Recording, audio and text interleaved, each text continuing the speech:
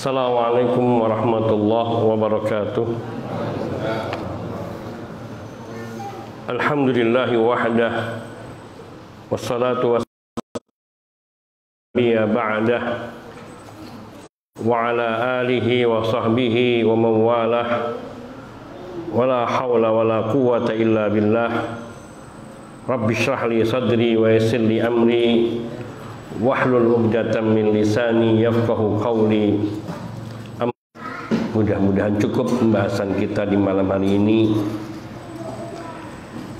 tentang satu material yang mudah-mudahan bermanfaat bagi kita semua, yaitu faedah dari keimanan, faedah dari beriman kepada Allah dan beriman kepada rukun iman yang 6 serta buah daripada keimanan itu sendiri. Ketika seorang telah memperoleh kemantapan beriman dengan iman yang benar,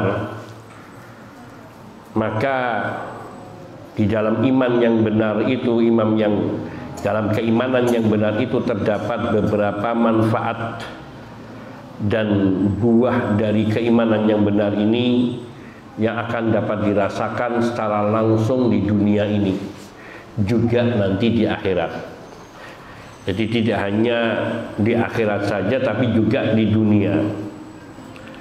Yang hal itu juga akan dirasakan dalam hati kita, jasmani kita, dalam bentuk ketenangan, memperoleh kehidupan yang baik, baik itu di dunia maupun di akhirat.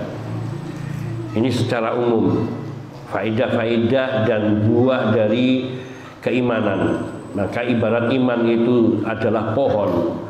Maka ketika kita menanamnya dan kemudian kita merawat dengan baik, maka akan menumbuhkan buah-buahan. Nah, buah-buahan itulah yang akan dinikmati oleh orang yang menanamnya, yaitu menanamkan keimanan di dalam hatinya. Kapan buah itu dapat dipetik? Ketika buah itu telah ranum, telah matang. Bagaimana buah itu matang? Ketika kita telah memenuhi, yaitu keimanan yang benar, telah menjalankan, meyakini keimanan yang benar dan mewujudkan keimanan itu dalam bentuk amal soleh. Karena keimanan itu dasarnya adalah hati. Apa yang ada bersemayam dalam hati kita, yang kita yakini, yang kemudian kita nyatakan dengan ucapan pengakuan kita terhadap keimanan itu, dan kemudian diwujudkan dalam amal soleh. Maka ketika itu semua telah terkumpulkan pada diri seseorang, telah tersempurnakan dengan terus diberi pupuknya, disirami, dipelihara, maka buah itu akan terus, pohon itu akan terus membuahkan buah-buahan yang matang, yang lezat. Kita kan, kenapa sampai digambarkan seperti itu oleh para ulama? Iman itu sebuah pohon, karena ibarat pohon itu ketika ia dirawat dengan baik, dia akan mengeluarkan buah yang baik pula, diambil dari bibitnya yang baik pula, yaitu dari sumber yang benar, dari Al-Quran dan dari sunnah Nabi SAW. Ketika ditanam dengan secara baik seperti tadi yang dikatakan oleh Ustaz Ahmad, betapa di dalam berdakwah dibutuhkan kesabaran terus menerus, penuh dengan rasa maaf, dan banyak hal di dalam itu semua rangkaian daripada buah keimanan. Ketika seorang telah menjaga pohon keimanan sehingga ia benar-benar mampu membuahkan, dan buahnya pun buah yang baik. Kan ada pohon yang besar buahnya tapi kecut, sepet, tidak manis, gosok dan sebagainya. Kenapa? Karena tidak dirawat dengan baik, dibiarkan begitu saja. Tapi ketika di satu kebun di mana tanah sebelum ditanami diolah terlebih dahulu, kemudian dikasih pupuk, kemudian dikasih siraman, diambilkan benihnya dari benih-benih yang super, dan dengan sabar dirawat, itu proses kita ingin memetik buah daripada keimanan itu. Dan itu tidak harus menunggu nanti di yaumul akhir, tapi di dunia ini. Dan para petani yang begitu rajin dan bersemangat, ia begitu menjaga dengan hati-hati pohon-pohon atau tanaman-tanaman yang dia taman itu, yang dia rawat. Dan inilah hal yang yang kemudian bisa diketahui bila ada hama-hama yang mau merusak, segera diambil, dihilangkan.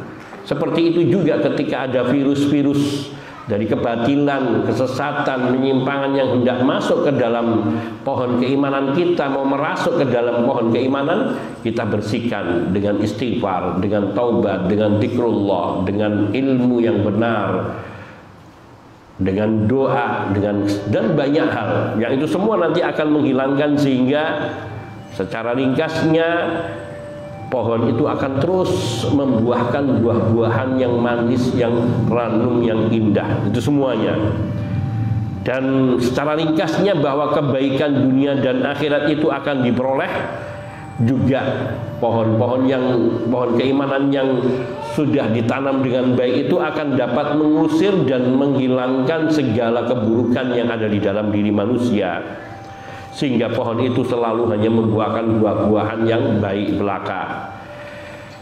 Pohon keimanan seperti ini ketika dia akarnya kokoh di bawah dan cabangnya pun menjulang tinggi dan ranting-rantingnya itu juga kuat, sehingga buah-buahannya pun yang tumbuh itu ranum, matang, dan rasanya lezat, maka ini adalah buah daripada keimanan yang dapat dinikmati di dunia dan di akhirat.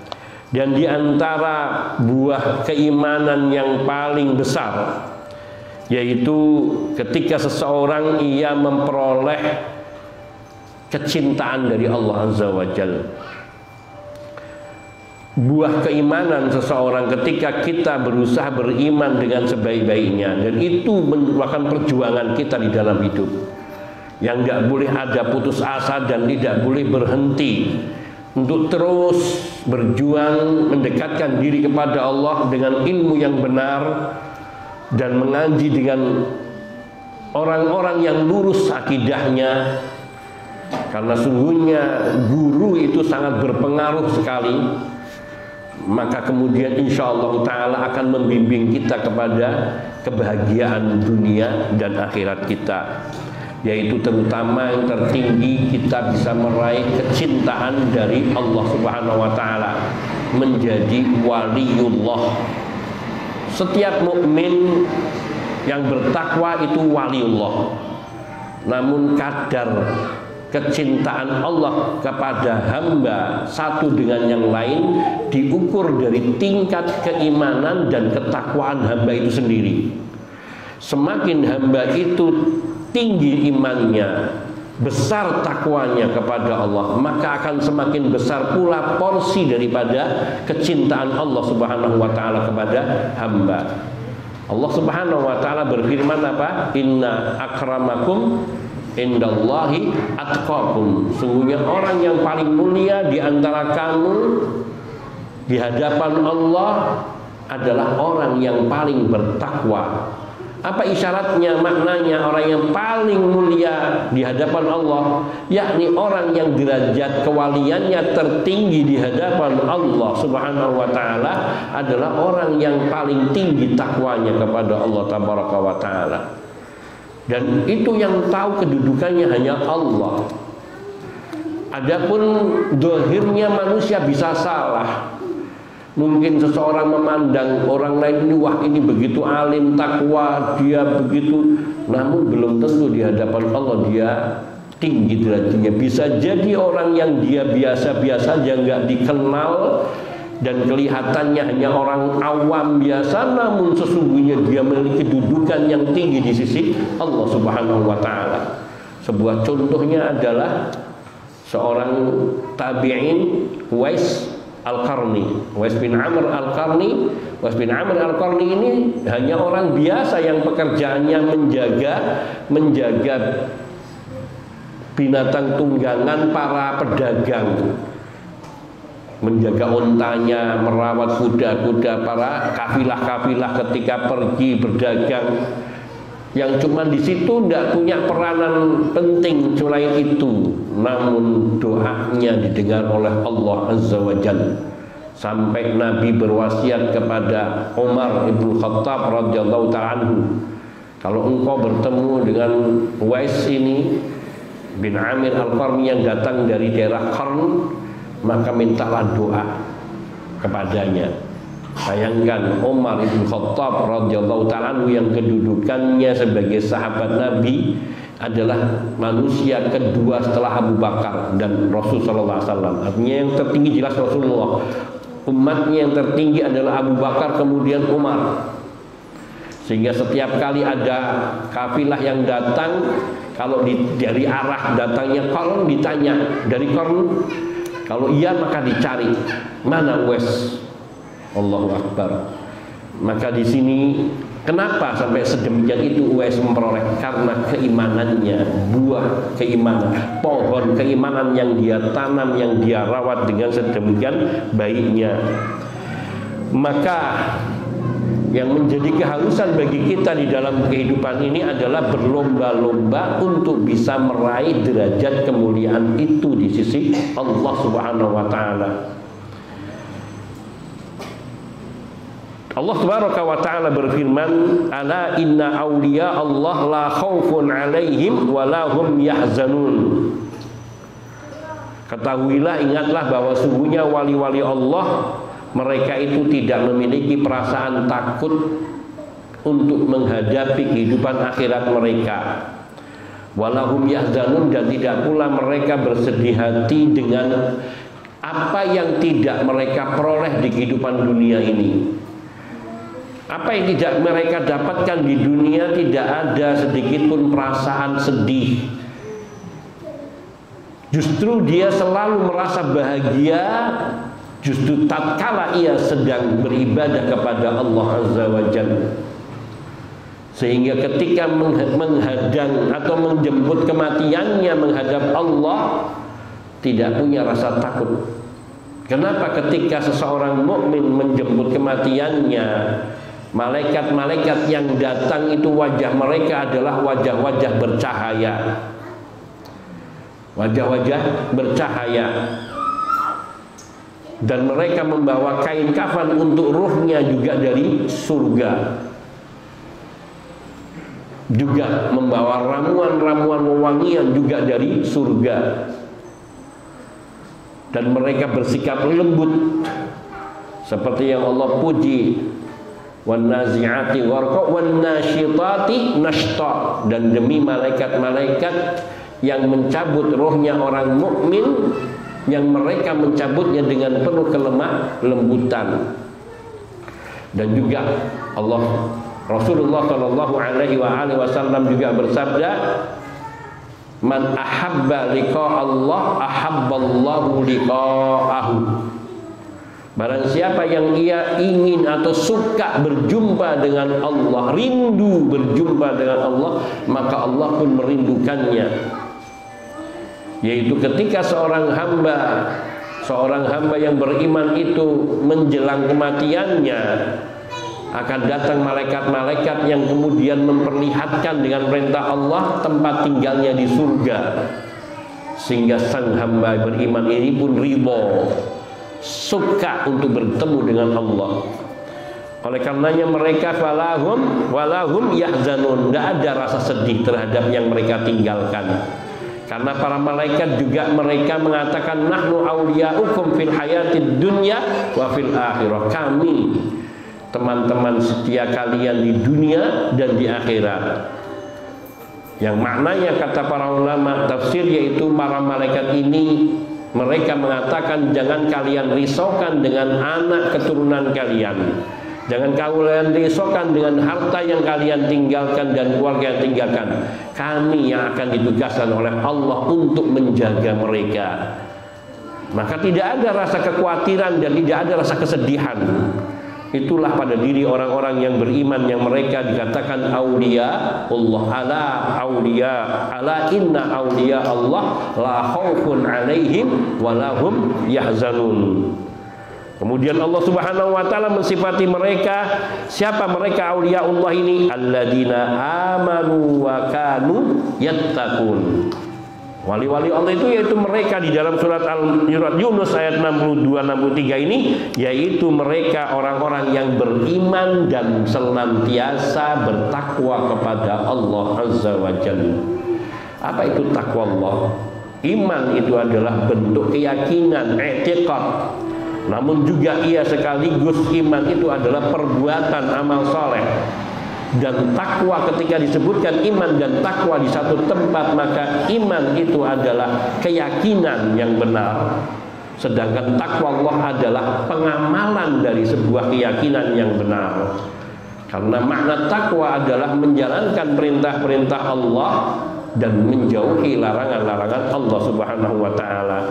Maka setiap orang yang beriman bertakwa, dia adalah wali bagi Allah Azza wa Jalla dan memiliki kedudukan kewalian yang khusus spesial, yaitu sebagai sebuah akibat yang baik dari keimanan yang dia miliki. Allah Tabaraka wa Ta'ala menyatakan tentang hal ini di dalam surat Al-Baqarah ayat 257. Allahu waliyul ladina amanu, Allah waliyul ladina amanu yukhrijuhum minadh-dhulumati ilan nur. Allah adalah penolong-penolong, pelindung-pelindung orang-orang yang beriman. Allah mengeluarkan mereka dari kegelapan kepada cahaya, dari kegelapan kesyirikan, dari kegelapan kekufuran, dari kegelapan kemunafikan, dari kegelapan kesesatan, kefasikan, kepada cahaya iman, kepada cahaya tauhid, kepada cahaya sunnah, kepada cahaya kebaikan lainnya. Maka sungguh berbahagia orang-orang yang mereka mendapatkan kedudukan wilayah khasah, jadi memperoleh kewalian yang khusus dari Allah Subhanahu wa taala, yang Allah perlakukan mereka dengan dibebaskan mereka, dikeluarkan dari lingkungan kegelapan-kegelapan kepada cahaya yang satu. Termasuk mengeluarkan dari kegelapan kebodohan kepada cahaya ilmu, kegelapan kemaksiatan kepada cahaya ketaatan, dari berbagai kegelapan kelalaian kepada cahaya kesadaran dan cahaya ingat, yaitu cahaya selalu mengingati Allah Azza wa Jalla. Sehingga akhirnya Allah Subhanahu wa taala keluarkan orang-orang yang beriman dan bertakwa ini, yaitu dari segala bentuk kegelapan yang buruk, yang bermacam-macam, kemudian mengangkatnya kepada cahaya-cahaya kebaikan yang banyak, baik di dunia ini maupun di akhirat. Di dunia yaitu diberi hidayah, di akhirat ketika kita menyeberangi sirat, maka orang-orang yang beriman dan bertakwa akan ada cahaya yang membimbingnya sehingga ia bisa berjalan dengan mudah dan cepat di atas sirat itu, yang jaraknya hanya Allah yang tahu berapa jarak jauhnya. Karena pada hari itu tidak ada lagi matahari maupun bulan. Semua dalam kegelapan kecuali cahaya yang diberikan oleh Allah Azza wa Jalla, yaitu cahaya iman dan takwa. Maka orang yang memperoleh cahaya di dunia, yaitu dengan terbebaskannya dari kekufuran, kemunafikan, kesesatan, kemaksiatan, kebid'ahan, kesyirikan, maka dia akan memperoleh cahaya di dunia itu, cahaya iman, tauhid, sunnah, cahaya ilmu, dan itu akan menjadi cahaya lagi nanti di yaumul qiyamah yang akan membimbingnya untuk bisa melewati sirat dengan baik. Kenapa mereka mendapatkan limpahan karunia begitu besar? Karena keimanan mereka yang benar. Iman yang benar inilah yang akan membuahkan buah wilayah, buah kewalian dari Allah Azza wa Jalla. Dan keimanan mereka itu mereka wujudkan dalam bentuk takwa kepada Allah Azza wa Jalla, yaitu berupa ketaatan dan kepatuhan untuk senantiasa mengerjakan semua perintah dan menjauhi semua larangan Allah Subhanahu wa taala. Sehingga takwa adalah merupakan bagian dari kesempurnaan iman, sebagaimana yang telah dijelaskan oleh banyak para ulama. Ini satu, bahwa di antara buah dari pohon keimanan adalah mendapatkan kedudukan kewalian di sisi Allah Subhanahu wa taala. Buah keimanan yang lainnya yaitu memperoleh, ini juga besar, memperoleh ridha Allah Azza wa Jalla, memperoleh kemenangan dengan meraih keridhaan dari Allah Azza wa Jalla, dan memperoleh negeri kemuliaan dari Allah, yaitu berupa surga dan ampunan. Allah Tabaraka wa Ta'ala berfirman di dalam surat At-Taubah ayat 71 sampai 72. Allah berfirman, wal mu'minuna wal mu'minatu ba'duhum awliya'u ba'din ya'muruna bil ma'rufi wa yanhauna 'anil munkari wa yuqimuna as-salata wa yu'tuna az-zakat wa yuti'una Allah wa rasulahu ulaika sayarhamuhumullah innallaha azizun hakim. Orang-orang yang beriman laki-laki maupun perempuan, sebagian mereka adalah penolong bagi sebagian yang lain, saling menolong, saling melindungi, saling membantu, yaitu dengan cara mereka memerintahkan kepada yang ma'ruf dan mencegah dari perbuatan yang munkar. Mereka menegakkan sholat, menunaikan zakat, mentaati Allah dan Rasulnya. Ulaika sayarhamuhumullah. Mereka yang seperti ini kelak akan dilimpahi rahmat oleh Allah Azza wa Jalla. Innallaha azizun hakim. Sungguhnya Allah adalah zat yang maha perkasa lagi maha bijaksana. yakni Allah Tabaraka wa Ta'ala yang perkasa untuk senantiasa memberikan kemuliaan kepada hamba-hambanya yang beriman. Dan Allah maha bijaksana, yaitu dengan membalasi kebaikan keimanan mereka, yaitu dengan balasan yang sepadan dengan perbuatan mereka atau bahkan lebih. Wa'adallahu al-mu'minina wal mu'minat, ayat 72-nya Allah berfirman, wa'adallahu al-mu'minina wal mu'minati jannatin tajri min tahtihal anharu khalidina fiha wa masakina tayyibatan fi jannati adn wa ridwanum minallahi akbar dzalika huwal fawzul azim. Allah menjanjikan orang-orang yang beriman laki-laki dan perempuan berupa surga-surga yang mengalir di bawahnya sungai-sungai. Mereka kekal tinggal di dalam surga-surga itu sebagai sebuah tempat tinggal yang baik. Di dalam surga mereka juga memperoleh tempat tinggal yang baik di dalam surga-surga Aden. Dan juga mereka memperoleh keridhaan dari Allah yang lebih besar. Waridwanu minallahi akbar, dan ada keridhaan Allah yang lebih besar dari semua kenikmatan itu. Ketika Allah ridho kepada hamba, maka sungguh semua kebaikan di dalam surga itu terkalahkan dengan keridhaan dari Allah. Maka memperoleh ridwanullah itu sesuatu karunia yang agung. Dzalika huwal fawzul azim. Oleh karena itu Allah katakan, itulah kemenangan yang besar. Ya Allah, itu perjuangan kita di dalam hidup ini, yang hanya sebentar kita melewati hidup ini.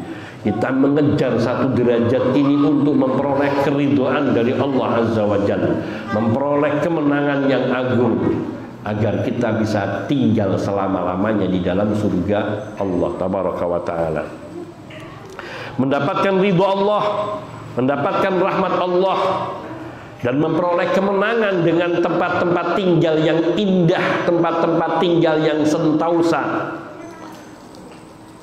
Ini semua diperoleh dengan sebab keimanan yang mereka tanam dan mereka pelihara. yang mereka sempurnakan diri mereka dengan keimanan ini, dan juga senantiasa dengan menegakkan ketaatannya kepada Allah dan kepada Rasul sallallahu alaihi wasallam. Ini bagian-bagian yang harus dijalankan oleh seorang mukmin yang ingin memperoleh ridho Allah, yaitu mentaati Allah, mentaati Rasul sallallahu alaihi wasallam, menegakkan salat, beramar ma'ruf, bernahi mungkar. Ketika mereka bisa melakukan apa yang Allah perintahkan dan apa yang Allah isyaratkan di dalam surat At-Taubah ayat 71 72 ini, maka dia akan memperoleh karunia yang sangat agung berupa al-fawzul azim, yaitu ridwanullahi akbar. Keridhaan dari Allah itu sangat besar dan paling besar. Ini yang kedua, memperoleh keridhaan Allah, dan ini adalah buah dari keimanan, dari pohon keimanan. Yang ketiga, diantaranya sangat banyak, tapi kita hanya menyebutkan hal-hal yang sesuai, bahwa iman yang sempurna itu akan mencegah seseorang untuk tidak tersentuh api neraka, mencegah sehingga dia tidak akan tersentuh oleh api neraka, tidak akan masuk ke dalam neraka. Ya Allah, siapa yang tidak ingin selamat dari neraka? Bukankah yang selalu menghantui kita, menghantui diri orang mukmin di dalam hidupnya, yaitu takut kalau dia masuk neraka? Meskipun nanti masuk surga, meskipun ada optimisme nanti bisa masuk surga, tapi yang harus selalu tumbuh rasa takut di dalam seorang mukmin, gimana kalau saya akan masuk neraka? Karena sungguh ketika kita tahu betapa dahsyatnya panas api neraka, api dunia yang paling panas, dan api dunia ini sudah didinginkan oleh Allah sehingga kita bisa mengambil manfaat. Sekiranya api dunia ini tidak didinginkan oleh Allah, kita nggak bisa mengambil manfaat, nggak bisa nyalain kompor.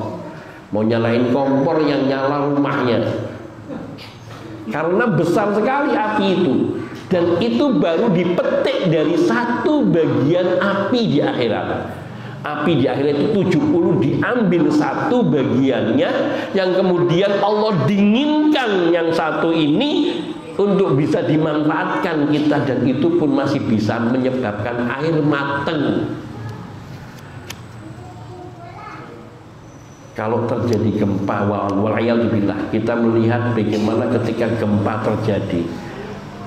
Kata para peneliti, wallahu ta'ala alam, bahwa mereka menyebutkan ketika api itu berada di dalam perut gunung, itu masih bentuk magma, itu luapannya sampai mencapai 6.000 derajat. Dan ketika dia keluar kena hawa udara yang dingin, itu hilang separuhnya rasa panasnya. Dari 6.000 derajat masih sampai kepada 3.000 derajat. La ilaha illallah. Dan itu baru 1/70 api di neraka nanti. Kita nggak pernah, para ulama salaf, kalau di antara mereka ada yang mulai merasa banyak menurun semangat ibadahnya, mulai banyak teledor, itu sampai mereka ini jarinya dimasukkan ke api yang dinyalakan dari lilin. Ya Allah, cuma dari lilin ditempelkan, ayo terus sampai air mata menetes, tidak tahan. Kemudian apa katakan, kau mampu menahan panas dari ini? Tidak. Bagaimana engkau akan menahan panasnya api neraka yang 70 kali lipat panasnya dari ini? Yakni api dunia ini ditambah 69 lainnya yang sama panasnya dengan api dunia yang paling panas. La ilaha illallah. Kalau kompor bisa dikecilin, kompor gas dikecilin supaya apinya kecil, itu pun saja kita nggak akan pernah tahan. Siapa yang mampu bertahan dalam hitungan 10 detik tangan dimasukkan ke dalam api? 10 detik saja, 1, 2, ya Allah, baru 1, 2 detik kita sudah akan mencabut tangan kita. Lalu bagaimana kalau dicelupkan ke dalam neraka yang panasnya 69 ditambah dengan panasnya api di dunia satu, menjadi 70 kali lipat. Maka tadi siapa yang dia bisa lolos dari api neraka, dialah yang beruntung. Dan siapa yang mereka itu yang memiliki iman yang benar, yaitu menjaga tauhidnya jangan sampai terkotori oleh kesyirikan, oleh kekufuran, kemunafikan, dan termasuk kebid'ahan yang dikatakan oleh Nabi seperti artinya al-bid'atu baridu syirki. Kebid'ahan itu posnya kesyirikan. Artinya seseorang dengan perbuatan bid'ah itu akan cepat sekali masuk ke wilayah syirik. Na'udzubillah min dzalik. Maka wal imanu walau qalilan yamna'u minal khulud fiha. Iman yang paling benar, yang paling puncak itu akan membebaskan pemilik keimanan itu sehingga ia terbebaskan sama sekali dari neraka, langsung masuk surga. Ya Allah, nanti di yaumul kiamah, di akhirat, ada dari umat Nabi Sallallahu Alaihi Wasallam yang akan masuk surga tanpa hisab dan tanpa azab. Ya Allah, tidak dihisab, apalagi diazab, tidak, langsung masuk surga. Mereka jumlahnya berapa? 70.000. Kemudian Nabi memohon kepada Allah penambahan lainnya lagi, tidak hanya 70.000. Allah tambahkan dari setiap 1.000 dari 70.000 itu di bawahnya ada 70.000 yang lain. Wes aku ra iso ngitungi piro. Tapi itu sebuah sebuah janji yang indah, harapan yang besar buat kita untuk masih bisa meraih. Kita berharap, meskipun mungkin harapan kita, ya Allah, kita harus berharap itu agar kita bisa memperoleh yaitu bagian tertinggi, dan mereka ini yang termasuk pertama memasuki surga. Dan mereka yang akan memasuki surga yang pertama adalah umat Nabi Muhammad sallallahu alaihi wasallam. Nabi sallallahu alaihi wasallam bersabda, "Nahnul akhirunal awwaluna."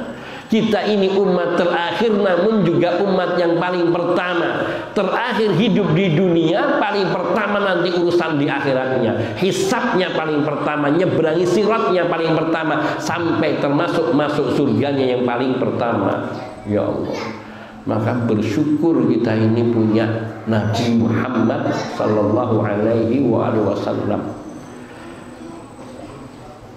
Sehingga Nabi SAW mengatakan yang pertama kali akan masuk ke dalam surga adalah umat Nabi. Dan Nabi berdoa kepada Allah, yakni bahwa yang 70.000 lagi itu dimintakan lagi, sehingga di bawahnya ada setiap 1.000 ada 70.000 lainnya. Sehingga 70.000 plus kalikan berapa itu? Mas, pokoknya nggak bisa ngitung, saya ahli matematika yang itu. Tapi ini suatu harapan besar buat kita. Nanti di bawahnya ada orang-orang yang akan dihisab, tapi hisabnya ringan. Mereka masuk surga tidak masuk neraka dulu, tanpa masuk neraka. Mereka yang akan mendapatkan syafaat Nabi Sallallahu Alaihi Wasallam. Orang-orang yang pertama masuk surga dalam keadaan seperti apa? Seperti bulan di malam purnama, dan mereka saling bergandengan satu dengan yang lain. Tidaklah yang pertama masuk sampai yang terakhir juga masuk. Jadi ngelangkahkan kakinya masuk itu bareng. Allahu Akbar. Ya Allah, ini suatu hal yang luar biasa. Dan itu sudah dekat waktu itu. Ya Allah, dekatnya apa? Karena masa tinggal kita di dunia ini tidak lama. Cuman proses di akhiratnya yang lebih lama ya Allah. Kita hidup paling 50, 60, 70 tahun, 80 tahun di akhirat, nunggu akhirat untuk bisa diputusin selesai sampai 50.000 tahun semuanya siang, nggak ada sore, nggak ada malam. Siangnya matahari di atas kepala kita cuma jarak satu mil, la ilaha illallah. Atau dalam riwayat lain 2 mil, antara itu. Maka orang yang memperoleh iman yang benar, maka dia akan memperoleh keselamatan. Yang kedua, kelompok kedua yang masuk ke dalam surga, mereka seperti bintang-bintang yang bercahaya dengan kelap-kelipnya yang kuat. Kaukabun durriyun, seperti bintang-bintang yang bercahaya. Itu golongan kedua. Dan mereka berombong-rombongan. Wasiqal ladzina taqau ila rabbi ila wasiqal ladzina taqau rabbahum ilal jannati zumara. Orang-orang yang bertakwa kepada Tuhannya, Rabbnya, akan digiring masuk ke dalam surga itu dengan rombongan-rombongan. Ya Allah, gimana rasanya bergandengan mau masuk surga? Suatu harapan yang sangat besar tadi untuk kita bisa peroleh. Minimal ketika seseorang masih punya iman yang benar, meskipun tercampuri dengan dosa-dosa, sekiranya dia masuk neraka, masih punya harapan dia akan keluar dari neraka dan bisa selamat kemudian masuk ke dalam surga. Kalau dia beriman dengan iman yang benar, dia tunaikan kewajiban-kewajibannya, dia tinggalkan perkara yang haram, maka dijamin oleh Allah Subhanahu wa taala dia tidak akan masuk ke dalam neraka. Hal ini dijamin di dalam hadis-hadis yang sahih dari Nabi sallallahu alaihi wasallam. Dalam prinsip ini, orang yang beriman dengan iman yang benar, ia menjalankan perintah-perintah Allah, dia jauhi larangan-larangan dari Allah Subhanahu wa taala, dia tidak akan masuk neraka. Dalam riwayat lain, dia tidak akan kekal di dalam neraka selama di dalam hatinya masih ada keimanan meskipun sangat kecil. Meskipun sebesar biji dzarrah habbatul khardal, sebesar biji sawi habbatul khardalin min imanin. Namun jangan milih yang ini. Kita harus berlomba-lomba untuk memilih yang pertama, agar kita tidak tersentuh oleh api neraka. Bahkan harapan kita, ya Allah, ketika kita mati menghadap Allah, kalimat terakhir yang kita ucapkan dari lidah kita adalah la ilaha illallah. Ya Allah ya Rabb, saya setiap kali kadang mendampingi orang yang mau meninggal, kemudian kita tuntun kok dia bisa ngucapin kalimat la ilaha illallah. Ya Allah, rasanya pingin yang mati itu saya. Karena Nabi sallallahu alaihi wasallam beliau telah bersabda, man kana akhiru kalamihi minad dunya la ilaha illallah dakhalal jannah. Atau kama qala Nabi sallallahu alaihi wasallam, barang siapa yang ucapan terakhirnya sebelum dia meninggal dunia adalah la ilaha illallah, maka dia dijamin surga. Namun ini juga ada ketentuan. Kalau dia punya dosa-dosa besar lainnya, ya dia harus menyelesaikan dulu. Dan itu yang harus kita jaga. Satu lagi, yang terakhir, saya khawatir nanti kemalaman. Di antara buah dari keimanan bahwa Allah Subhanahu wa taala akan menjaga orang-orang yang beriman dengan iman yang baik dan benar dari segala hal yang tidak dia sukai, dari segala hal yang jelek, dari segala hal yang menyulitkan. Orang mukmin yang sejati, insya Allah dia tidak akan memperoleh kesulitan di dalam hidupnya. Kesulitan-kesulitan yang bisa merendahkan derajat keimanannya. Adapun soal rezeki maka sungguh itu kembali kepada bagaimana kita menyikapi karunia rezeki Allah. Orang yang dia ridho dengan karunia rezeki Allah, dia qanaah, maka seberapapun dia memperoleh rezeki dari Allah, dia tidak akan mengeluh. Dengan cara kita melihat kepada orang-orang yang di bawah kita, lihatlah orang yang tidurnya di pinggir emperan, dia nggak ngeluh. Dia setiap hari bekerja nyari barang-barang bekas, dia jual, bisa buat ngisi makan sehari itu, kemudian tidur di pinggir. Kalau seandainya mereka ini sholat ibadah luar biasa, mudah-mudahan mereka termasuk orang-orang yang sholat. Lihat mereka tidak ada keluhan, hampir-hampir, karena setiap harinya sibuk dengan kehidupan yang sangat terbatas itu.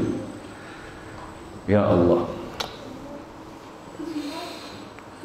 Allah Subhanahu wa ta'ala berfirman dalam surat Al-Hajj ayat 38, Innallaha yudafi'u 'anil ladina amanu. Sesungguhnya Allah senantiasa membela orang-orang yang beriman.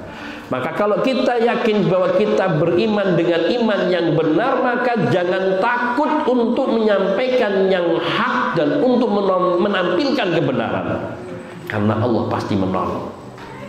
Bagaimana Allah menolong Nabiullah Ibrahim alaihissalatu wassalam dari api yang panas, juga istrinya Sarah alaihissalam ketika ia ada di tangan seorang raja yang tirani, yang mengambil wanita-wanita yang cantik. Allah jaga istrinya Siti Sarah dari jamahan sang raja durjana itu. Bagaimana Allah menyelamatkan Nabi Lut dari kaumnya, Nabi Hud, Nabi Soleh, Nabi Musa dari kejaran kaumnya, kaum Fir'aun.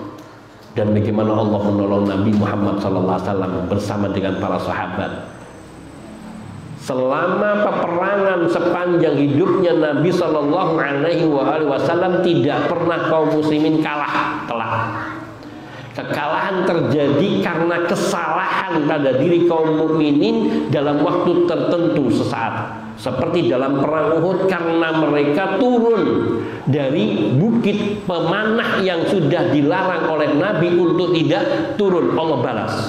Namun bukan kekalahan mutlak, kekalahan yang segera Allah balikan ketika mereka sadar, mereka kembali tobat, maka Allah berikan kemenangan. Perang Hunain yang sempat muncul rasa ujub dengan jumlah yang besar, Allah buat mereka porak-poranda. Namun sejenak ketika mereka diingatkan untuk kembali kepada Allah, Allah berikan kemenangan sehingga memperoleh harta rampasan perang di peperangan Hunain yang begitu luar biasa.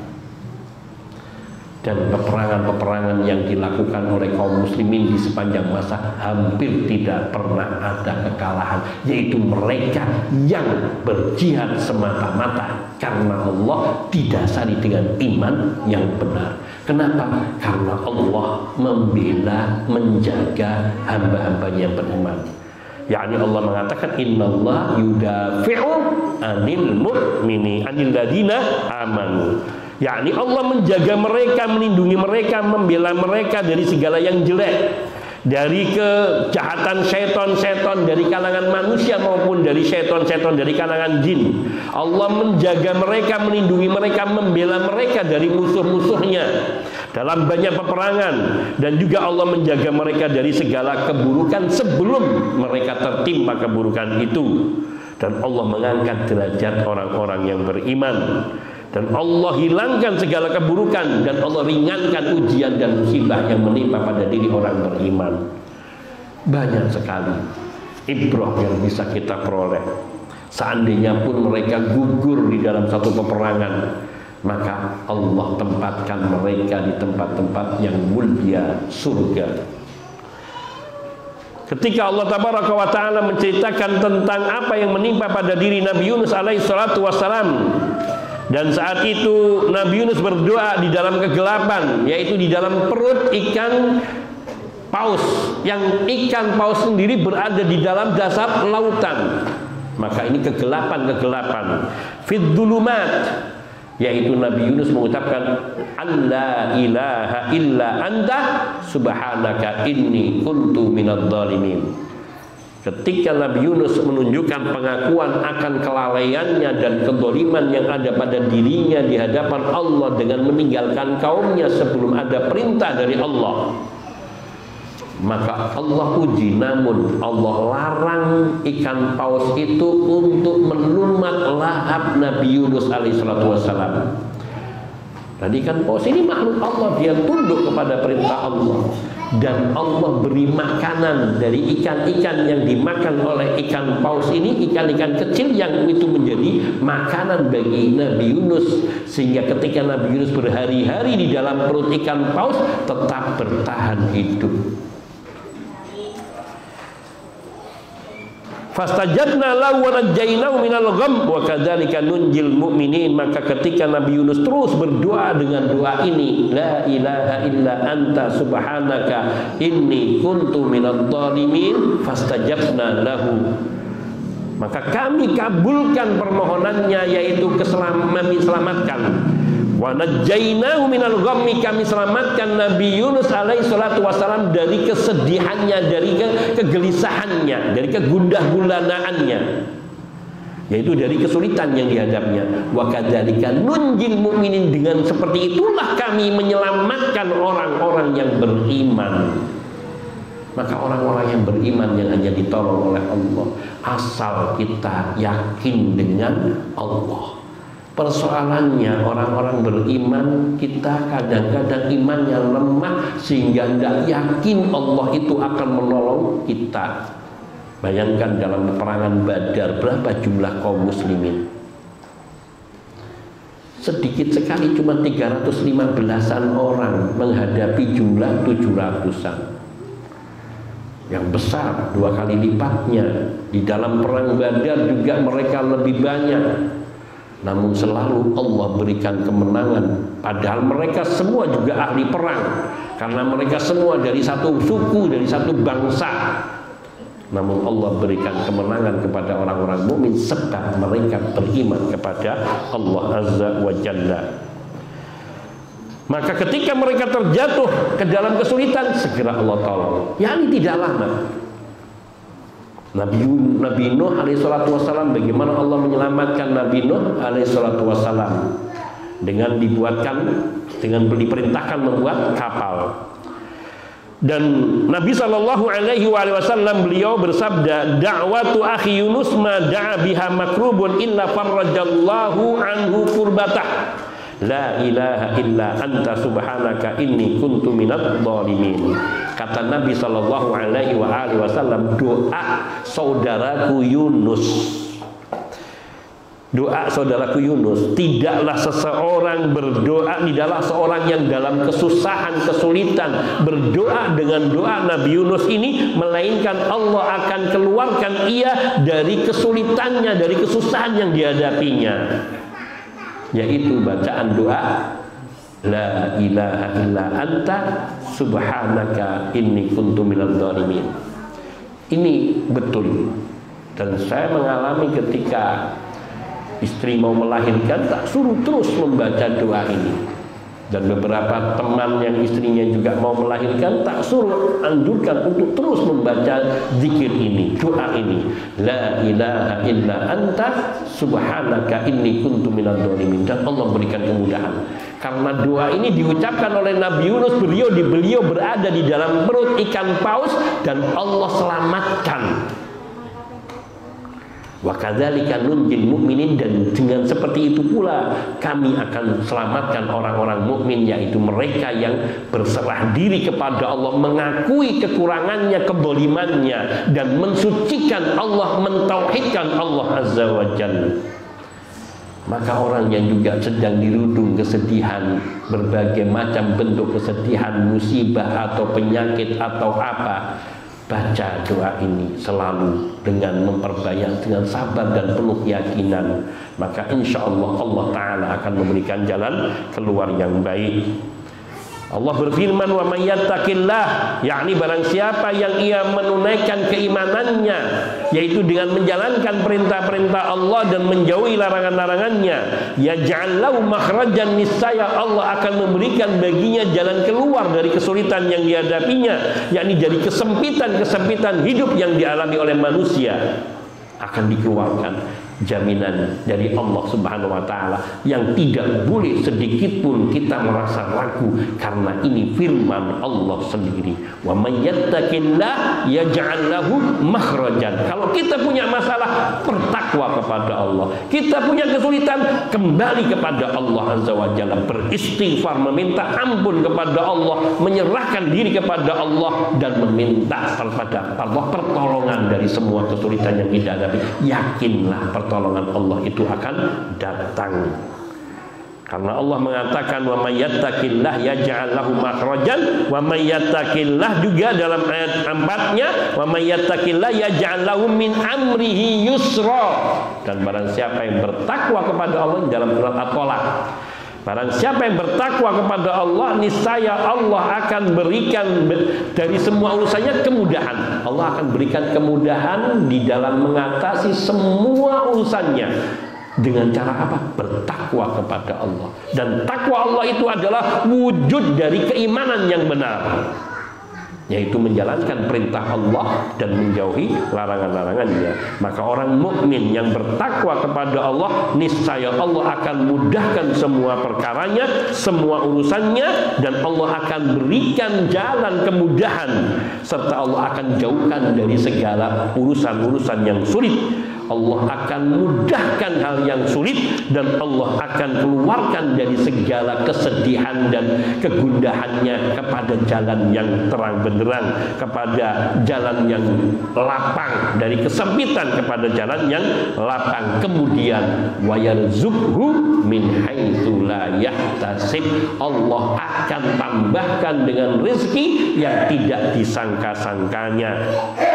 Dan ini tidak hanya dalam kitabullah Al-Quran, namun juga di dalam banyak hadis-hadis Nabi Sallallahu Alaihi Wasallam. Ini sebagian dari buah keimanan, yaitu faedah-faedah beriman kepada Allah dengan iman yang benar, yaitu mentauhidkan Allah, senantiasa menjaga amalan-amalan yang diperintahkan oleh Allah dan menjauhi segala yang dilarang oleh Allah dan Rasulnya Sallallahu Alaihi Wasallam. Maka insya Allah akan memperoleh jaminan ini, dan masih banyak lagi yang insya Allah mudah-mudahan dalam kesempatan mendatang kita dapat melanjutkannya. Hadza wallahu ta'ala a'lam wa ahkam. Mungkin ada pertanyaan sebelum saya tutup.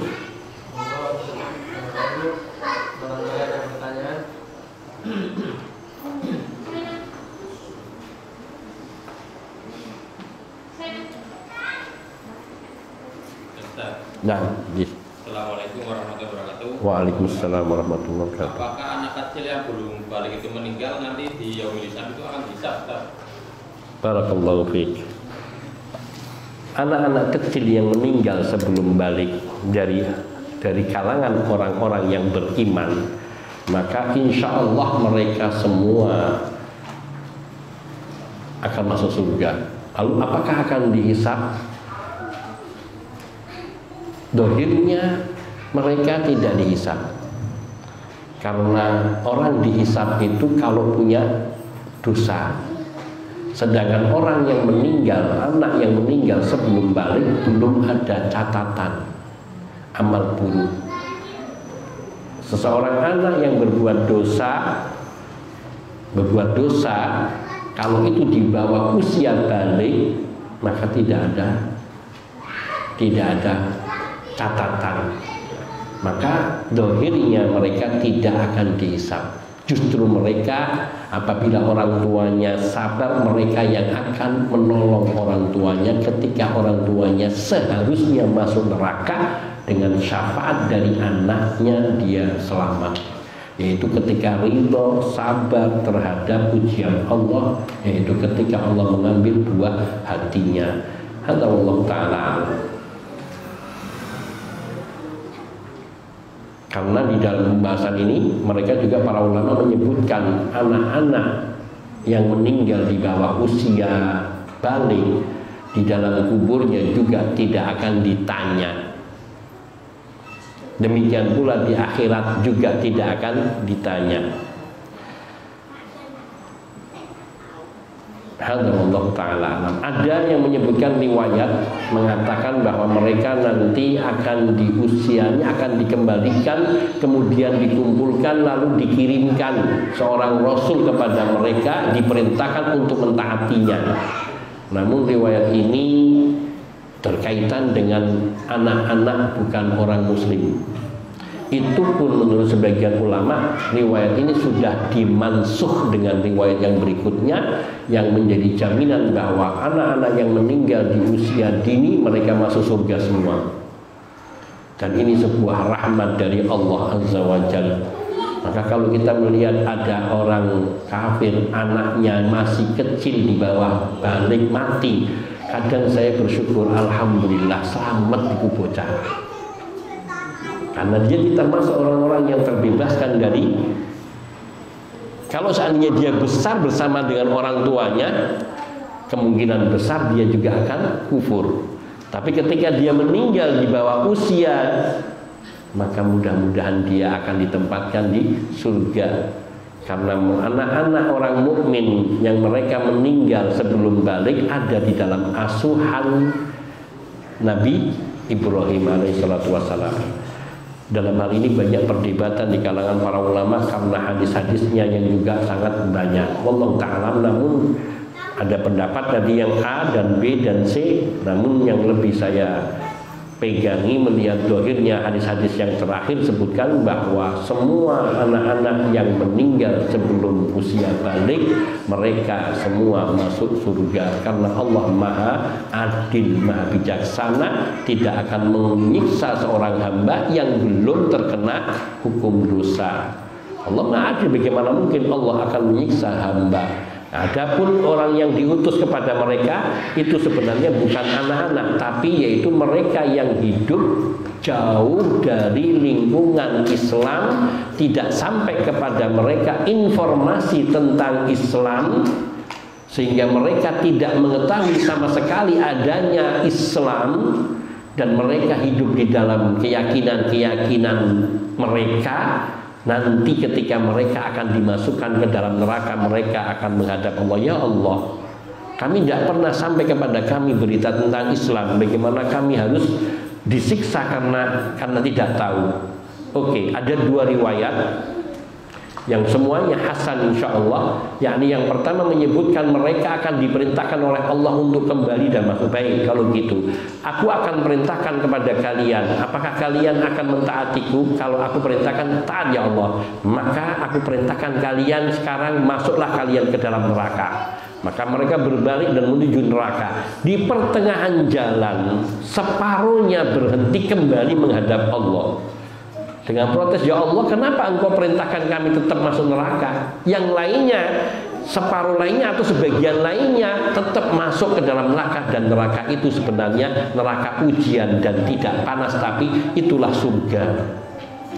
Sehingga yang kembali Allah katakan, karena aku telah perintahkan kepadamu untuk mentaatiku dan engkau membangkang, maka engkau masuk neraka. Itu satu riwayat. Riwayat yang lain yang menyebutkan bahwa akan diutus seorang rasul kepada mereka, diberinya mereka waktu, dan itu mudah bagi Allah Azza wa Jalla yang memiliki alam semesta ini. Kemudian mereka diperintahkan untuk mentaati rasul ini untuk kurun waktu tertentu. Maka siapa yang mentaati rasul yang diutus oleh Allah di tengah mereka pada waktu itu, maka dialah yang masuk surga. Sedangkan yang durhaka kepada rasul, maka itulah yang Allah katakan, sekiranya dahulu sampai kepadamu iman dan sampai kepadamu dakwah Islam pun kalian tidak akan beriman, maka dimasukkannya mereka ke dalam neraka. Wallahu ta'ala a'lam wa ahkam. Khalas, mungkin ini saja yang dapat saya sampaikan. Segala yang benar semata-mata hanya dari Allah Subhanahu wa ta'ala. dan yang salah dan keliru dan kurang itu semua dari diri saya, dan saya bertobat kepada Allah Subhanahu wa taala, dan saya berlindung dari semua godaan syaitan dan bisikannya. Semoga apa yang kita pelajari akan memberikan manfaat bagi kita semuanya untuk semakin mempertebal keimanan kita dan dapat mengamalkan perintah-perintah Allah dan menjauhi larangan-larangannya, sehingga kita berharap mendapatkan buah dari pohon keimanan yang kita tanam dan kita pelihara ini. Hadza minni wa afu minkum wa sallallahu wasallam ala nabiyyina Muhammadin wa alihi wa sahbihi ajmain walhamdulillahi rabbil alamin. Subhanakallahumma bihamdika asyhadu an la ilaha illa anta astaghfiruka wa atubu ilaik. Assalamualaikum warahmatullahi wabarakatuh.